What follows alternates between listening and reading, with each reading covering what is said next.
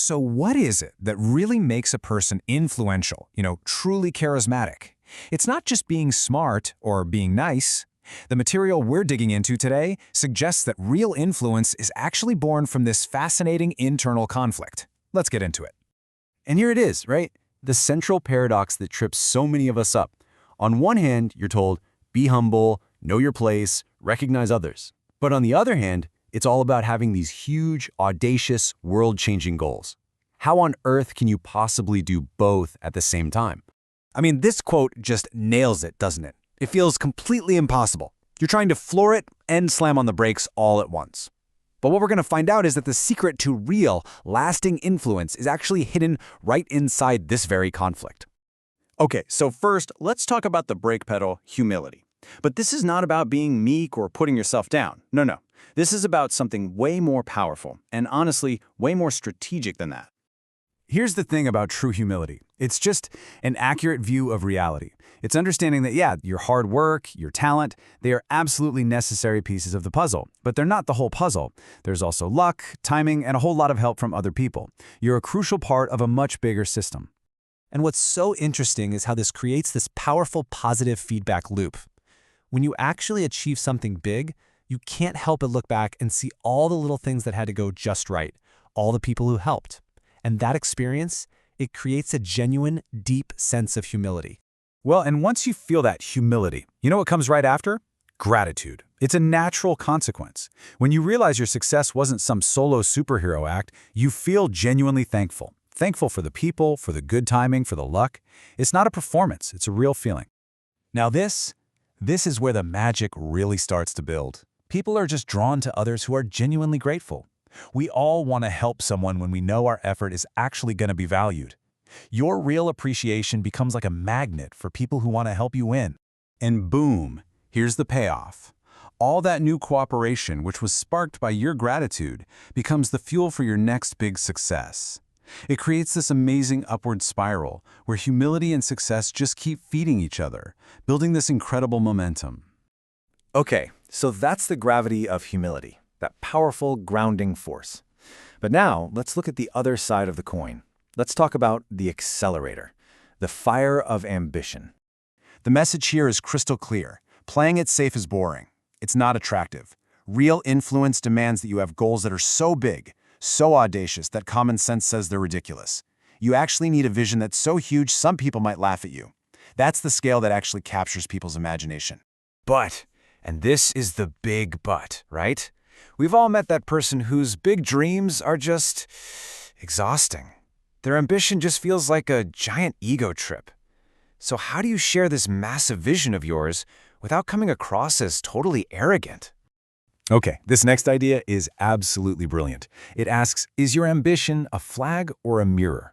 A flag is something you plant on a hill for everyone to see. It says, look at this, let's go here, together. It's inclusive, it's a rallying cry. A mirror, though, is all about self-admiration. It says, hey, watch me, watch as I change the world.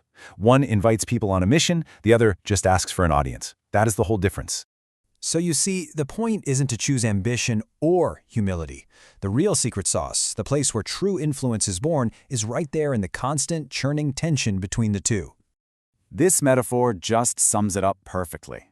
Ambition is that powerful engine, always pushing you forward, always striving for more. But without humility as the lubricant, that engine is just going to overheat, burn out, and grind to a halt. You absolutely need both working in sync.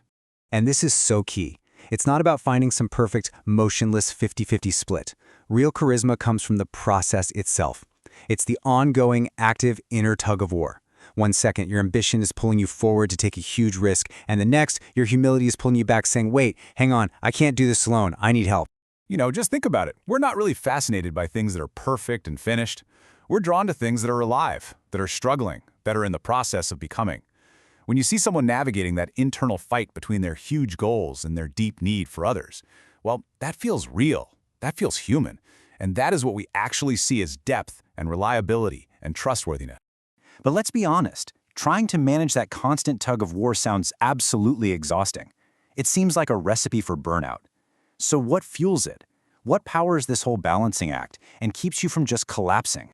The answer here is really, really clear. If your core motivation is just about protecting yourself, your status, your ego, your money, the whole system just rots from the inside out. Your ambition becomes that selfish mirror, and your humility becomes a fake performance to manipulate people. So the only fuel that actually works long-term? It's an outward-facing purpose. A genuine desire to serve other people, to solve a real problem in the world, to build something that benefits more than just you. The mission simply has to be bigger than you are. And this is how it all clicks into place. That bigger purpose. It turns your ambition from an ego trip into a just cause. It makes your flag something worth following. And at the exact same time, it makes your humility completely sincere. Because you know, deep down, you can't possibly achieve this grand mission by yourself. You genuinely need help. So you've got your ambitious, outward-facing goal. You're humbly asking for help. You know what happens next, right? Inevitably, criticism. People are going to push back, and how you deal with that is the final, ultimate test. This is the process that forges that unshakable trust. First, you just have to take the hits without lashing out, without getting defensive. Step 2, you have to actually reflect on it. Is there a little bit of truth in what they're saying that I can learn from? And then third, if the mission is still worth it, you persevere. You just keep going. You see, going through that fire is like a filter. It proves to everyone watching that your belief isn't just cheap talk. It's real. You are willing to suffer for it. And that resilience, that consistency in the face of adversity, is what transforms charisma into something so much deeper and more powerful. Pure trust. We've spent this whole time talking about how this internal dynamic makes you influential with other people. But for our final thought, let's just turn this inward. Forget everyone else for a second. How might embracing this constant tug-of-war between your biggest dreams and your deepest humility actually make your own journey through life that much richer and more meaningful?